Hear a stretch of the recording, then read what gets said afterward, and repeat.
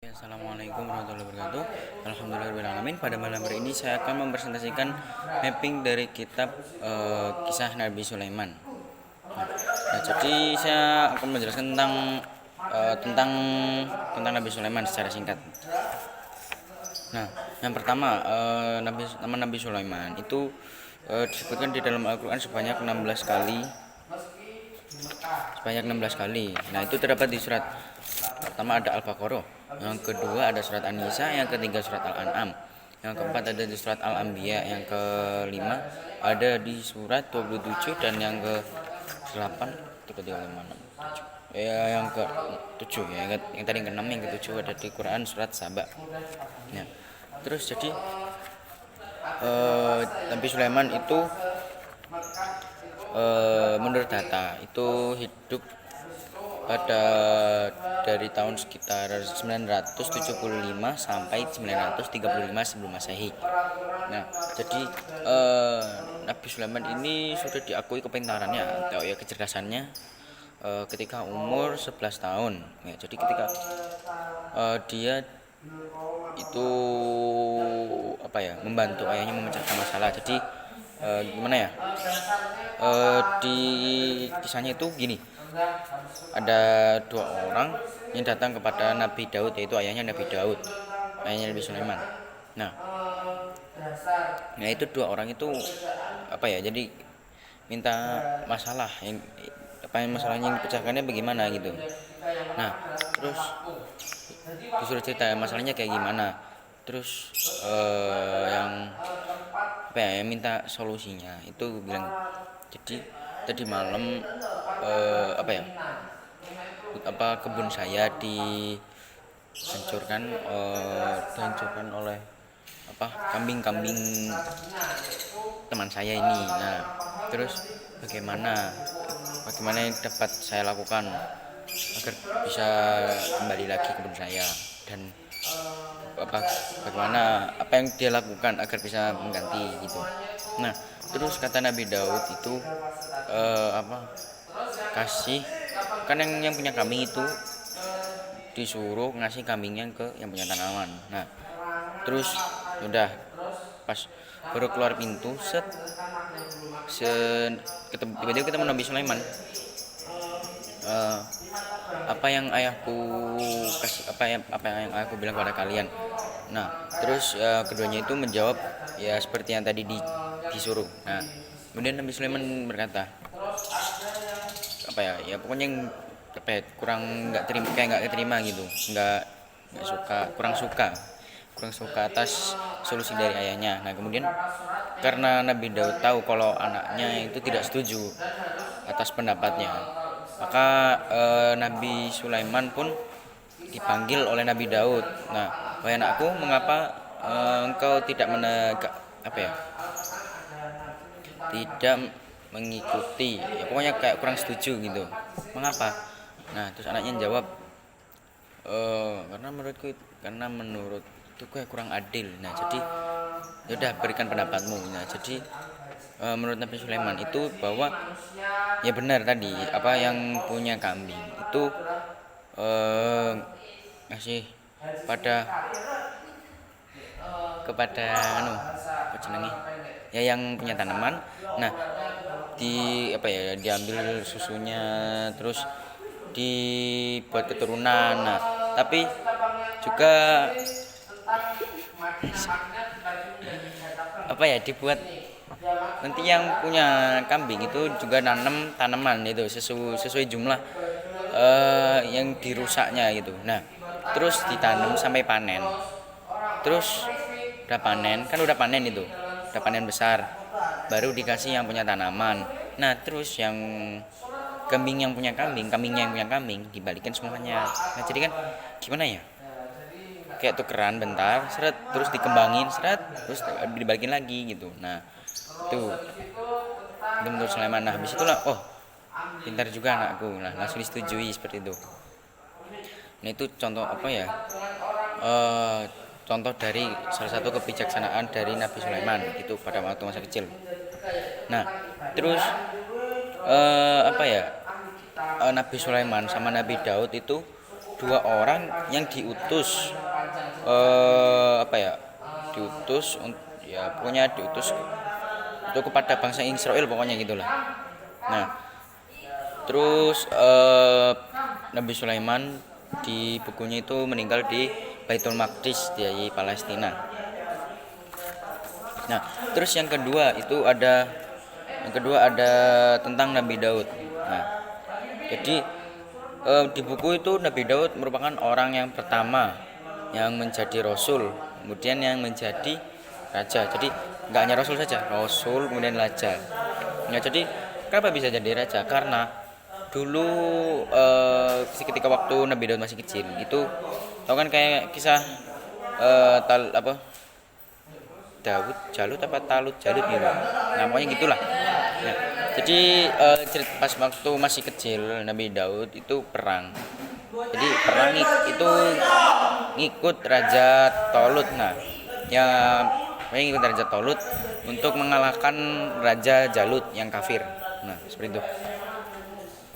Nah, awalnya si Nabi Daud itu diremehkan pas waktu masih kecil karena iya.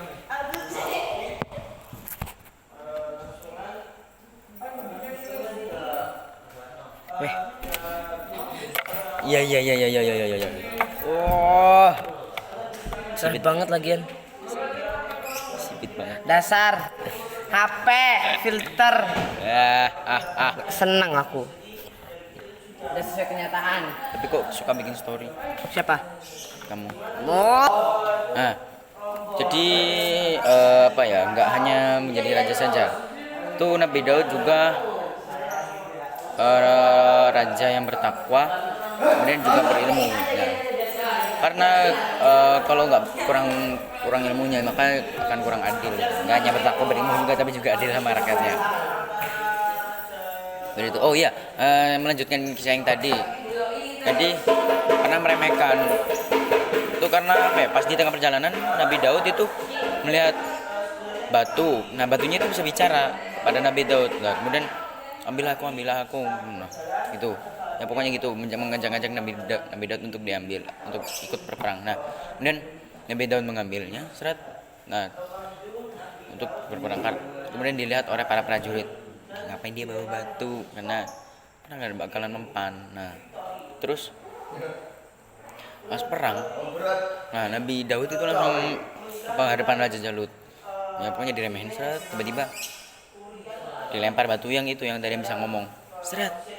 Nah, langsung meninggal. Nah, jadi karena Nabi Daud itu bisa mengalahkan Raja Jalut, maka Allah memberinya anugerah, yaitu sebuah kerajaan. Nah, yang di yang sekarang ya lagi yang itu sekarang di anunya, yaitu. Nah, jadi Nabi Daud juga mengajarkan anaknya untuk menjadi anak yang soleh. Nah, seperti Nabi Sulaiman. Nah, seperti Nabi Sulaiman yang akan menjadi putra mahkotanya karena kebijaksanaannya, kepintarannya, ya pokoknya gitulah. Nah, kemudian penasaran nggak itu tentang ibunya Nabi Ibrahim? Nah, jadi ibunya Nabi Ibrahim itu bernama Batsyaibah binti Ilyam. Nah, jadi ini Batsyaibah binti Ilyam itu merupakan janda pokoknya merupakan janda. Terus dinikahin sama Nabi Daud pada umur 70 tahun. Nah, jadi seperti itu. Kemudian ibunya pernah bilang, artinya ada hadisnya sih. Artinya, wahai anakku, janganlah engkau terlalu lama atau terlalu panjang gitu tidur di waktu malam, karena akan membuatmu fakir di akhirat, seperti itu. Nah, kemudian Nabi Sulaiman itu memilih ilmu. Nah, jadi Nabi Sulaiman pertama itu disuruh memilih ilmu, harta atau tata. Nah, kemudian Nabi Sulaiman itu memilih ilmu. Nah, jadi karena itu Nabi Sulaiman memilih ilmu, karena jadi yang ibarat kayak kuis, terus yang benar ini, jadi dua-duanya itu bonus. Nah, karena milih ilmu, jadi Allah juga memberi harta, kemudian juga tatanya juga itu. Karena kenapa milih ilmu? Karena ilmu itu ringan dan tidak bisa dibawa kemana-mana. Jadi selamanya nyantol di otak. Nah, itu. Jadi apa ya, ilmu itu bagaikan biji yang akan tumbuh menjadi pohon, kemudian berbuah, apa ya, banyak daunnya, lebat, berbuah, terus panen dimakan. Nah, gitu. Kayak gitu. Nah, kemudian ilmu itu juga bagaikan cahaya yang menerangi kegelapan dan bisa menjadi petunjuk untuk mengarahkan menjadi apa, untuk mengarahkan ke jalan yang benar. Nah, kayak itu. Nah, kemudian Nabi Sulaiman itu tidak tidak hanya menjadi seorang raja dan jadi nabi. Nah, tetapi Nabi Sulaiman ini tuh juga menguasai dunia ya, bukan dikuasai dunia. Jadi menguasai dunia. Itu. Apa ya? Jadi pada para raja lainnya itu hormat patut pada Nabi Sulaiman. Itu karena kebijakannya, keperkasaannya, ke gitunya. Nah, terus tidak ada juga kisah Ali bin Abi Thalib itu eh, jadi Ali bin Abi Thalib itu ditanyain oleh suku apa gitu. Nah, dengan satu pertanyaan tapi 10 jawaban yang berbeda gitu. Jadi gini, ada 10 orang yang nanya, tapi pertanyaannya sama semua. Nah, terus Nabi Ali bin Abi Thalib itu jawabnya itu 10 jawabannya itu beda-beda gitu, ada macam-macam. Nah, jadi jawabannya cari di buku ya. Tidak usah lama-lama, udah karena udah 11 menit. Kemudian hikmah yang dapat dipetik dari kisah Nabi Sulaiman itu bahwa ilmu itu harus dimuliakan dan juga harus diperhatikan. Juga itu ilmu agar bisa bermanfaat bagi orang lain dan bagi diri sendiri itu. Maka ya harus dipelajari, didalami. Karena karena apa ya? Ilmu menurut Allah itu apa ya? Lebih lebih dimuliakan. Nah, lebih memuliakan, lebih mengutamakan, lebih menghargai orang yang mempunyai ilmu. Jadi gini ada kisahnya. Rasulullah jadi gini, Rasulullah ingin masuk masjid, terus kemudian Rasulullah melihat setan ya di pintu. Nah, kemudian Rasul bertanya, wahai setan, apa yang kau lakukan di sini? Nah, setan menjawab, aku ingin mengganggu orang yang sedang sholat. Nah, tapi mengapa engkau masih di situ? Nah, terus apa ya? Pokoknya jawabnya gini, aku sebenarnya mudah untuk mengganggu orang, mudah banget. Nah, tetapi apa ya, aku takut pada orang yang sedang tidur ini. Mengapa? Padahal dia hanya tidur, saja, dan orang yang sholat sedang menghadap kepada Allah. Wah, gitu. Mengapa ya kau takut pada orang yang tidur? Nah, kita menjawab, karena orang yang sholat itu meskipun banyak ibadah tapi bodoh. Nah, itu gampang banget diganggu. Tapi kalau yang tidur itu karena dia pandai, jadi setannya gitu takut gitu ya, katanya gitu. Nah, jadi kalau diambil dari kisah itu bahwa kalau kamu punya ilmu banyak, jadi setan itu kayak punya rasa takut sama kamu gitu, seperti itu. Nah, mungkin cukup sekian dari saya, aku udah bilang maaf. Selamat malam, semoga bermanfaat buat kita semua. Mohon maaf atas lama presentasinya. Terima kasih telah meluangkan waktunya. Assalamualaikum warahmatullahi wabarakatuh.